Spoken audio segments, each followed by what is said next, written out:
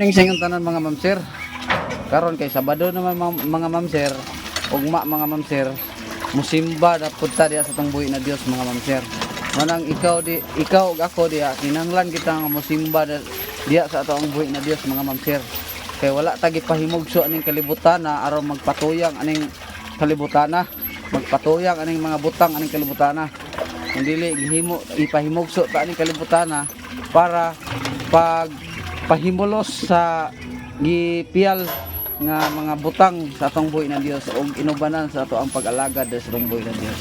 Manang ingon pa iyang pulong Mateo 6:33 nga unaha pagpangita ang gingharian sa langit kay ang tanang butang ikadugang ra.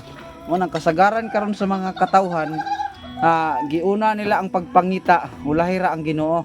Manang kargado og kapilyor, kargado og kapakyas gumikan kay giuna man nila ang mga everything. Giuna man nila ang mga panalangin nga gisaad sa Ginoo imbes kay ingon ang iyang pulo nga unaha pagpangita ang gingharian kay ang tanang butang ikadugang ra. So tiaw na mga higala nga ang tanang butang ikadugang ra. Siya ro dili na to na masabtan.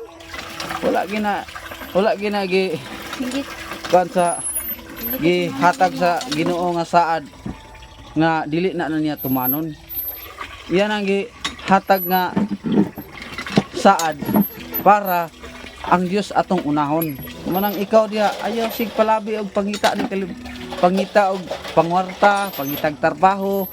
Ayaw pa sa labi ana kay kita tanan mga wala ra ta ning kalibutan na. Pohon-pohon kung mawala man galita pag natay relasyon na sa atong buhi na Dios, sure ang ato ang kaluwasan dito sa langit uban ang ato ang buhi na Dios. Manang ikaw ug ako ginanglan nga mosimba kita kay bisan pa og walay mosimba sa atong buhi na Dios, ang iyang pagka Ginoo nagpabilin ra gyapon. Pero kung tao nga walay Dios sa kinabuhi, luoy ang resulta kay dito kita mapuyo sa impierno pag mamatay ta ning kalibutan. Mo na nga kung gusto ka nga dili ka makaadto sa impierno, mintras buhi pa ka ning kalibutan, simbahon og daygon na to atong buhi na Dios. Kay naa sa Dios ang kasiguruhan kay ingon pa yang pulong ang muagi sa anak ay ang makakita sa anak makakita pud sa amahan. Manang ikaw diha kung gusto ka nga makakita sa Ginoo, tuhoy ang Ginoo nga siya nagpakamatay, nabanhaw, gilubong og nabanhaw dito sa krus sa Kalbaryo. Usa ikaw diha ay napaglangan-langan og simbahan ng atong buhi na Dios. Dalaygon ang atong buhi na Dios. Bye bye.